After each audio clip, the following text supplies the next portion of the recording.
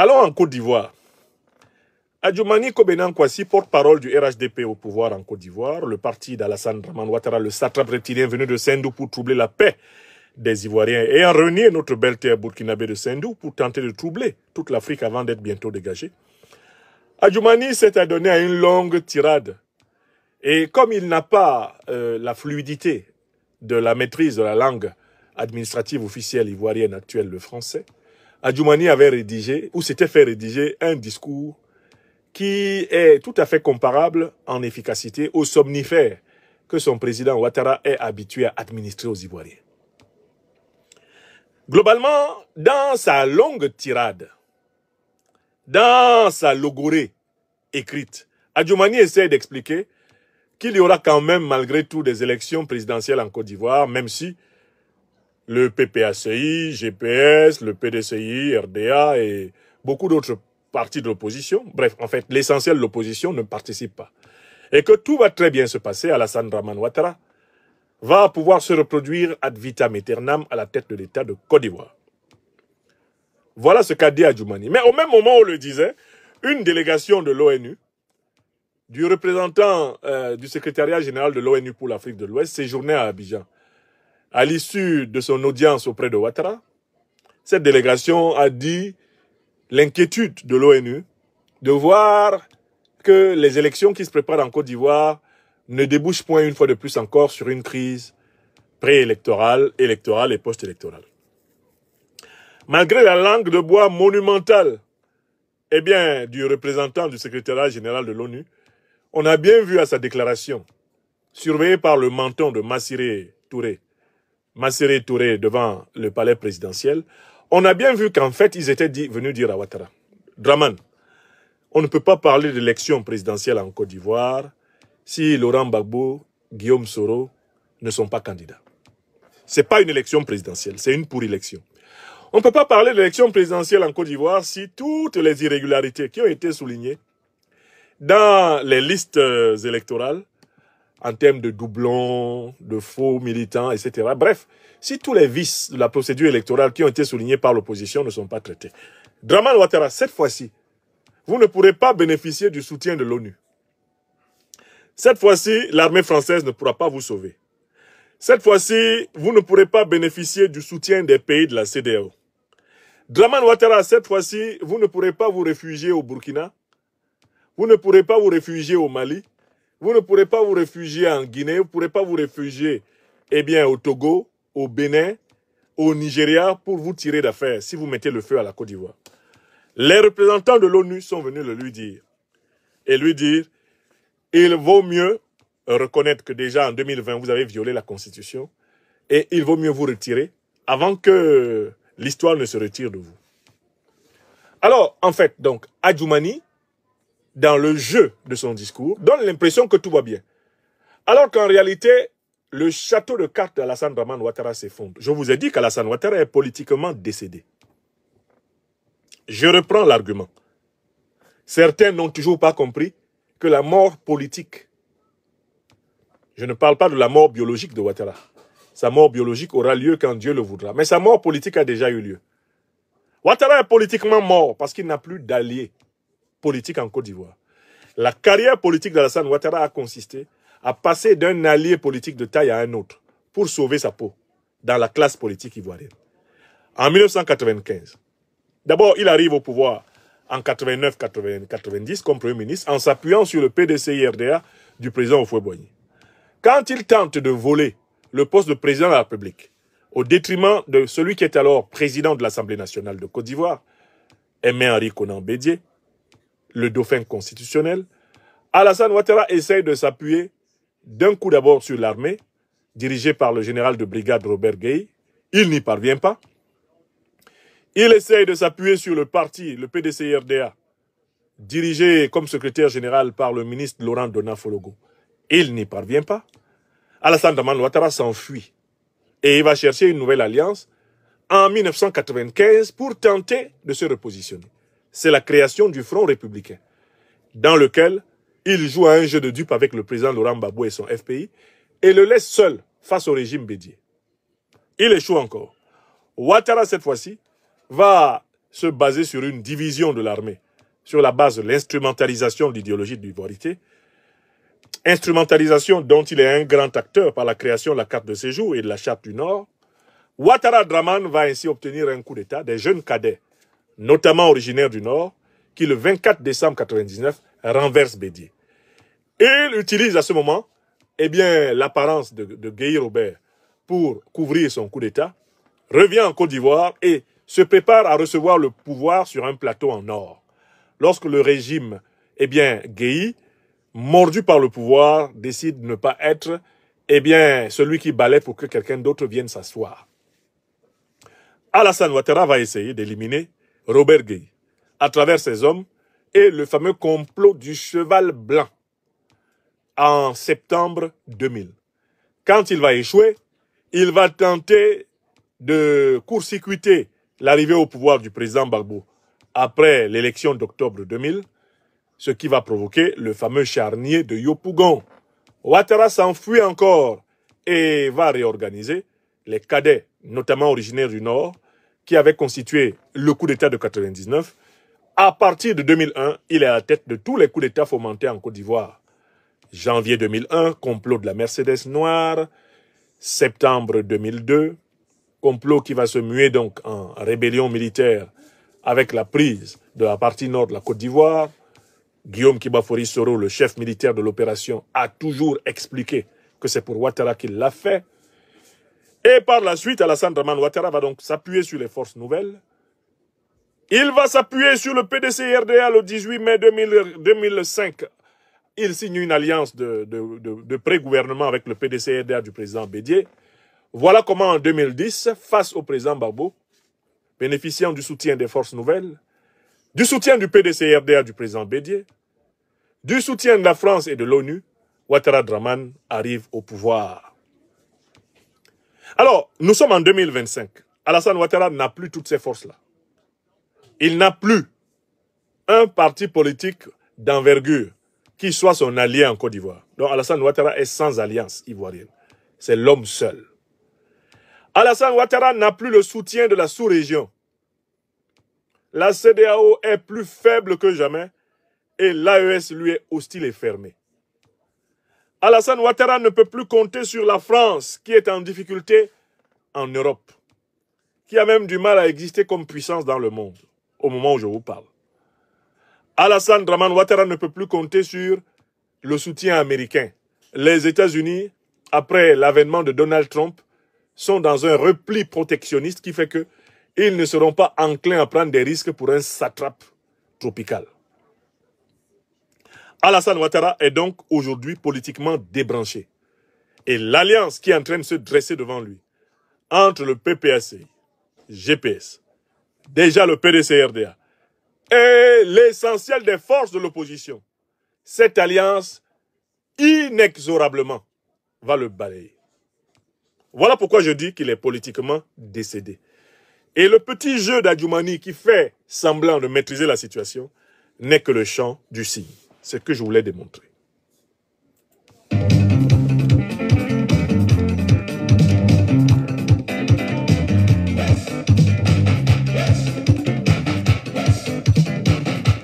On avance, on descend un peu en Afrique centrale.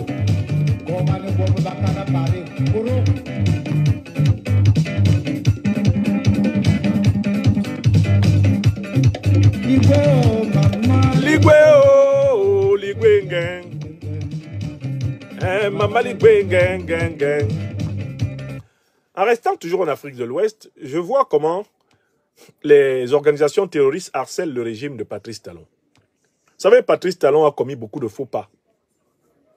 Ce qui fait que nous continuons à penser qu'il sera talonné jusqu'à son étalement. Il a commis beaucoup de faux pas en s'alignant derrière le Nigeria, la CEDEAO, le néocolonialisme français, l'impérialisme occidental, le mercénarisme rwandais, contre les intérêts de son peuple et contre la stabilité du grand État voisin du Niger et plus amplement de toute l'Afrique de l'Ouest. Mais Talon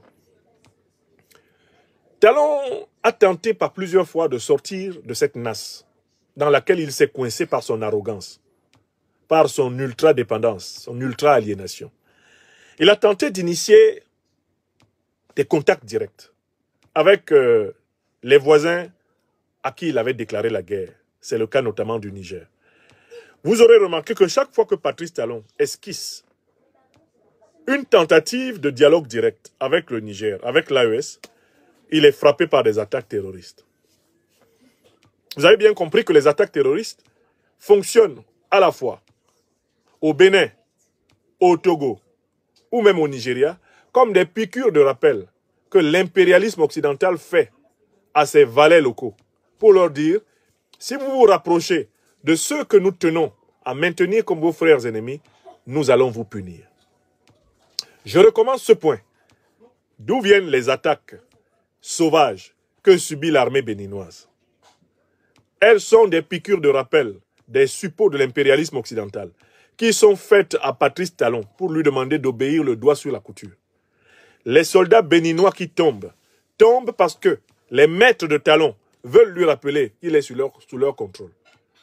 Et que s'il s'amuse à sortir des consignes de soumission, d'aliénation, de dépendance qui lui ont été données, il sera sévèrement puni jusque dans son palais. Qu'on irait même, à la limite, jusqu'à susciter un coup d'État néocolonialiste pour le punir, comme on a suscité un coup d'État néocolonialiste à Libreville pour punir Ali Bongo. Est-ce que vous avez compris? Béninoises, Béninois, mes chers frères et sœurs. Les nombreux soldats de l'armée béninoise qui tombent ne tombent que sous la punition des patrons de Talon. Les patrons impérialistes occidentaux de Talon sont derrière les organisations terroristes qui ensanglantent tout le Sahel, tout le golfe de Guinée. Et les attaques contre l'armée béninoise sont en fait des remises à niveau de la terreur impériale. Est-ce que c'est clair? Donc il y a le jeu, les attaques contre l'armée béninoise, mais les enjeux, c'est le maintien de l'aliénation, de la soumission, de l'élite de gouvernement béninois actuel, l'élite béninoise du gouvernement actuel. On tient à la maintenir sous la férule de la CEDEAO, du néocolonialisme et de l'impérialisme occidentaux. Écrivez ça. Et vous avez tout compris.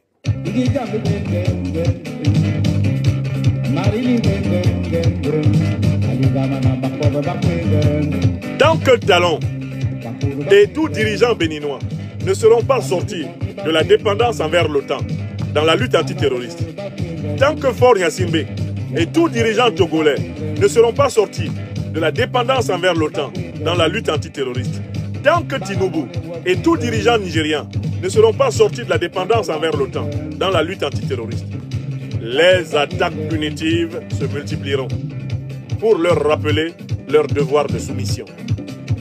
Écrivez ça.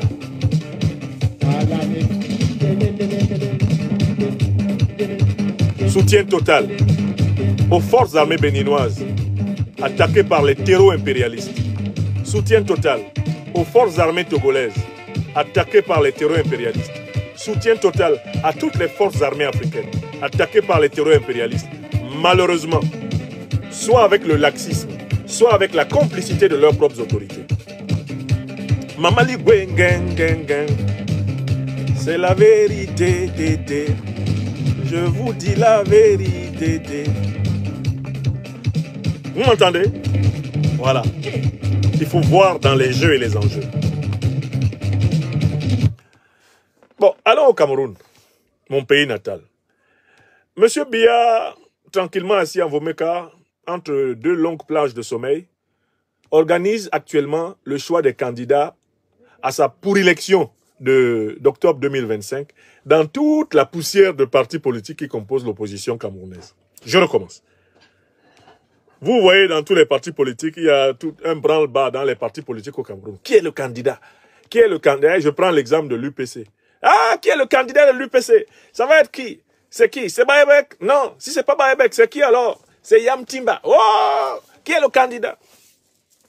Toute cette agitation que vous voyez dans les partis politiques de l'opposition est organisée par le pouvoir. Biya choisit volontairement d'imposer dans tous les partis politiques d'opposition, dans toute la mesure du possible, des candidats qui vont reconnaître sa pseudo-victoire en octobre 2025 et qui vont accepter d'entrer dans une logique de co-gouvernement avec lui, qui vont accepter éventuellement de participer à un gouvernement soi-disant d'union nationale. Je recommence à expliquer ça aux Camerounais. Ne perdez pas votre temps à savoir qui est candidat de quel parti. Pourquoi? Parce que d'abord, un, vous n'avez pas de liste électorale au Cameroun, on n'en a pas. De deux, toutes les institutions sont confisquées par un homme, Paul Biya. Le résultat est déjà écrit. Ça se passera au Cameroun dans la logique de Biya, comme ça s'est passé au Gabon avec Oligui Nguema. Tout est écrit d'avance. D'accord? Donc, c'est lui qui choisit dans tous les partis d'opposition qui sont à sa botte. C'est lui qui choisit les candidats. Et il préfère dans tout ça les candidats qui, le moment venu, bien sûr, vont faire semblant de battre campagne, mais aussi qui vont faire semblant d'avoir été correctement battus. Et qui vont lui faire allégeance. Dans une pour-élection, c'est-à-dire une élection pourrie, les candidats de l'opposition sont choisis par le pouvoir. Écrivez ça. Tilana Yomi. Dans une pour-élection normale, les candidats de l'opposition sont choisis par le pouvoir. C'est ce que vous voyez en Côte d'Ivoire. Alassane Ouattara ne veut pas de Guillaume Soro candidat. Il ne veut pas de Laurent Gbagbo candidat. Il préfère des candidats qui vont être contraints ou qui ont déjà accepté le principe d'accepter qu'il les a battus. C'est le mécanisme de Biya au Cameroun. Tous les petits partis d'opposition, etc., ils sont en train de désigner leurs candidats et ça paraît être un spectacle signifiant. Ce n'est pas signifiant.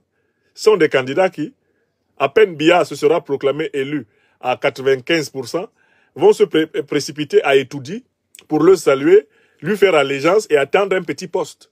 Hein, ministre de l'enseignement de base, ministre du tourisme des îles, ministre des poissons, hein, ministre de l'hydraulique villageoise, hein, ministre des ponts mal chaussés, hein, ministre de l'agriculture provisoire, hein, ministre de l'accompagnement de l'État, ministre de la vie de l'État, ministre de l'encouragement à la morale, ministre du civisme alternant, ministre de l'intermittence spectaculaire. Astaghfirullah. Paul Biya n'a jamais eu de problème pour créer des ministères. Parce qu'il sait très bien que les ministères ne servent à rien au Cameroun. Ça ne sert que à nourrir la clientèle de la bourgeoisie comprador politique locale. Donc, je vois des gens qui s'excitent. Oh, c'est elle qui a été désignée candidat de tel parti. Il y a élection. Est-ce qu'il y a élection?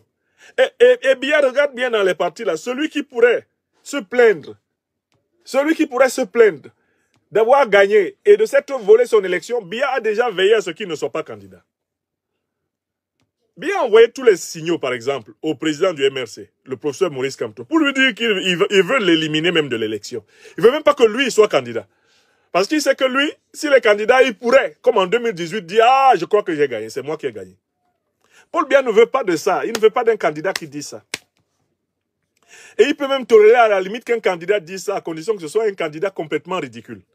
Qui le dit et puis ça fait rire les gens. Un peu comme Jean Djenga, un des candidats pour élection de Biya. Tout le monde voyait Jean Djenga à la télé en train de faire sa campagne. Ça amusait tout le monde. On savait que lui-même il sait qu'il ne va pas être président. Et même Paul Biya, dit-on, regardait la télé pour voir Jean Djenga, parce que Jean Djenga est un personnage marrant. C'est lui qui a marqué une campagne électorale au Cameroun par la formule « c'est Souyang ». Hein? C'est Souyang. On lui a posé la question, est-ce que les femmes auront les mêmes droits que les hommes si vous êtes président? Est-ce que, par exemple, s'il y a une femme dans votre parti, est-ce qu'une femme peut être nommée au même niveau que son mari ou que les hommes peuvent assumer? Et dès que je vais la forcer à faire... Est-ce que c'est ma femme? Les gens ont tellement rigolé au Cameroun. Jean Djenga a battu le record de la campagne la plus inutile et la plus marrante. Paul Biya aime les adversaires inutiles et marrants. Parce qu'il aime transformer la classe politique camerounaise en une bande de troubadours. Et de gens qui attendent de lui des nominations. Donc il faut que les Camerounais comprennent les jeux et les enjeux de 2025. Le jeu est le suivant. Biya veut déjà éliminer a priori tous ceux qui peuvent être en capacité de dire « j'ai gagné ». Il les élimine d'abord. Ensuite, il va maintenir dans le jeu tous les tchotchoros. On les appelle chez nous à Douala les tchotchoros. Ou alors, pour prendre une image d'un petit beignet que nous autres on connaît au Cameroun, le petit beignet là, celui qu'on fait avec le coin de la main comme ça, on appelle ça Achomo. Les candidats Achomo. Paul Biya laisse toute une kyrielle de candidats Achomo, de tchotchoros candidats. Ils disent, soyez candidat. Parce que les chochoros et les achobos, je les mange sans problème. Les gros candidats, ce n'est pas la peine. Cette fois-ci, j'ai créé une loi pour les exclure. Vous avez compris? Donc, les Camerounais qui sont assis là en train de regarder les informations. Dans tel parti politique, tel a été désigné. Regardez bien la tête de celui qui a été désigné. En octobre, il va se tenir devant Biya pour lui dire quoi? Il va se tenir devant Biya pour lui dire, ah, président, nomme-moi quelque part. J'ai joué le jeu. Je connais l'enjeu. Je joue le jeu à être candidat. L'enjeu, c'est d'être nommé même ministre des petites et moyennes anciennes industries disparues. Trouvez-moi un ministère, même s'il n'y a pas de bureau. Même si le bureau, c'est ma chaise à la maison, sur laquelle je mange à midi. Trouvez-moi un ministère. Voilà ce que demandent ceux qui vont aux élections, en sachant très bien, un, qu'il n'y a pas d'élection au Cameroun. Ils savent très bien, un, qu'il n'y a pas d'élection au Cameroun. Et ils savent très bien qu'ils n'ont aucune chance de gagner dans les conditions bouclées, fixées et gérées par Paul Biya. Donc, il ne faut pas que les Camerounais se laissent embrouiller par toute cette affaire. Au Cameroun, une seule bataille est importante. C'est la grande mobilisation du peuple camerounais pour exiger une transition permettant d'organiser à terme de véritables élections dans le pays, permettant de repenser l'organisation politique du pays, de refonder la République. Cette transition doit unir des forces de défense et de sécurité patriotiques avec des forces de la société civile patriotique. Le Cameroun, en 2025, est exposé à deux types de révolutions. Une révolution néocolonialiste qui sera menée par un militaire soutenu par le néocolonialisme français et l'impérialisme occidental. Donc, une espèce de Damiba, une espèce de Mamadi Doumbouya, une espèce d'Oligui Nguema, ou une révolution qui sera menée par l'alliance des forces vives panafricaines, eh bien, de la défense et de la sécurité du pays, et des forces civiles panafricaines populaires du Cameroun. Celle-là peut conduire le Cameroun à meilleur port. Il n'y a que ces deux schémas qui nous pendent au nez. Et le peuple camerounais a sa carte à jouer pour imposer ce que j'ai appelé le plan B. Une transition panafricaniste, une transition populaire qui permette de repenser la totalité des institutions de l'État, de résoudre la question anglophone, de résoudre la question de la disparité dans la gestion du territoire, de mettre fin au mécanisme de la fraude électorale, de la corruption politique et d'organiser à terme de véritables consultations populaires sur la base d'une nouvelle constitution d'inspiration matocratique pour le Cameroun et en l'honneur de nos glorieux ancêtres africains. N'oubliez pas de vous abonner et d'activer la cloche de notification pour rester informé de nos prochaines vidéos. Restez à l'écoute pour les développements passionnants à venir.